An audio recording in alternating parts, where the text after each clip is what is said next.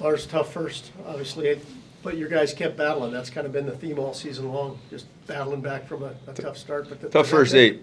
Does that make that even more frustrating, though, knowing the way they played the rest of the way? Yeah, you're concerned about energy right off the hop, and we talked about just as a staff, like if we can just get through the first 10, that'd be good, just to get our legs underneath us. They hadn't played since Tuesday, and last night was a pretty emotional game.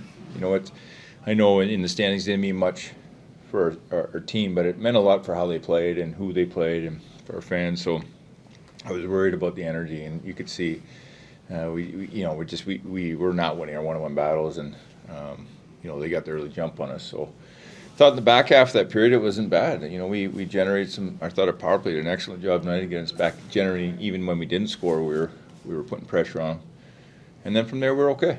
Yeah, there was it's a pretty good hockey team we played, and they're dangerous. But we had our looks. We're a shot away, a post away from making it 5-4 there and really making it a push. And the last call, it's an interesting call, but is what it is, right? We've talked so much about youth, but tonight you have Jake and Gus and Oliver leading the way really tonight, which is another positive sign in Game 82, right? Yep, they did not quit, and it's a real good sign. There's been a lot of positives here down the stretch of, which way are we going to go, and we've talked endlessly about just finishing the right way, and I thought they did. They gave it. They gave it tonight. Everybody gave it tonight. We had some guys had some tough games tonight, but we're 4 games in 6 night right now, and get some real good teams, and I think we just ran out of gas a little bit because you can see some of the mistakes we made, some of the focus mistakes, and in the last 2 games we were doing that against a real good team. We really, I thought, tightened up in those games, and tonight we're just a little bit loose.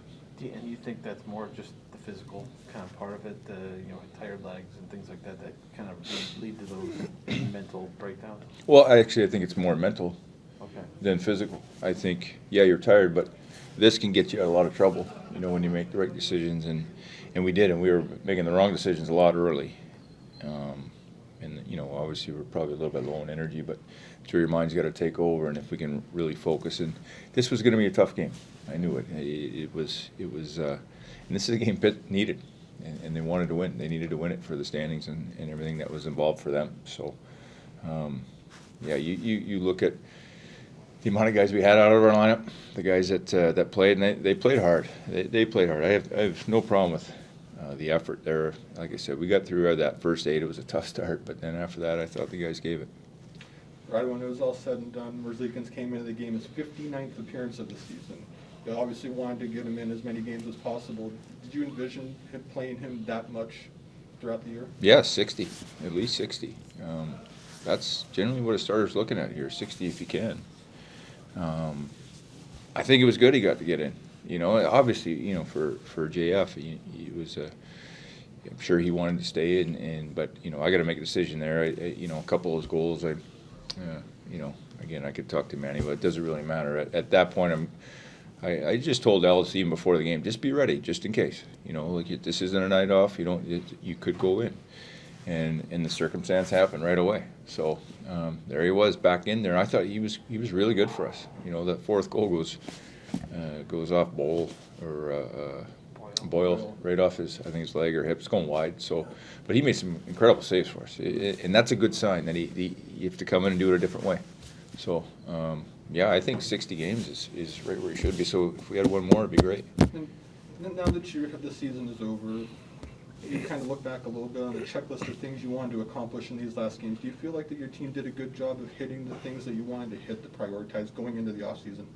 Yeah, I'm gonna go over all that. This isn't the time now to reflect on that. I think there's a lot of things that I'll talk about here in a few days. But as far as in an overview of the growth of our group, our younger players, some guys had some great years. Some guys maybe some downs, some ups and downs. I mean that's an NHL season. That's what happens in '82. But when you look at cumulatively how we grew, I think we went through some stretches too long, and that's where I've always said it's not about your winning, it's how you manage the losing. We all know you have to win. It's how you manage your losses and to get in the playoff race, and especially this year when you're needing 100. And what is it? What's last place? 101, 103? I don't even know. It's insane.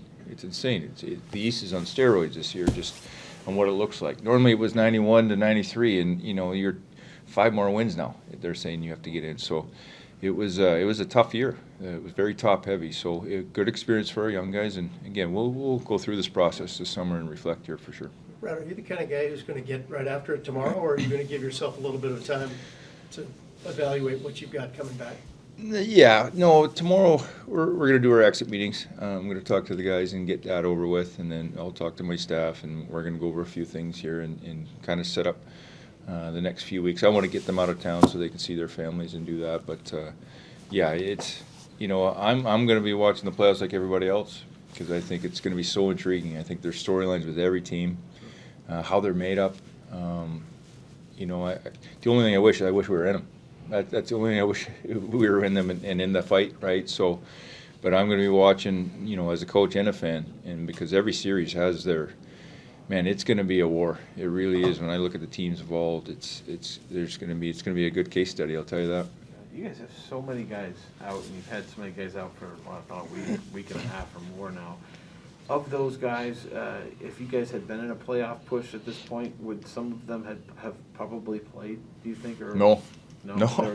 These are, yeah, No, these are, and that's the one thing I said. I said, thank goodness this isn't a playoff run. That would be the frustrating part is that you're fighting for your lives, and kudos to the guys that played. I mean, they came in and they gave it. They really did, and some guys put themselves on the map. I'll tell you right now, and I'm not going to mention names right now. I think you guys are smart enough to figure that out, but some guys really made some impacts here, and that's exactly what you want to do. Some guys faded, so.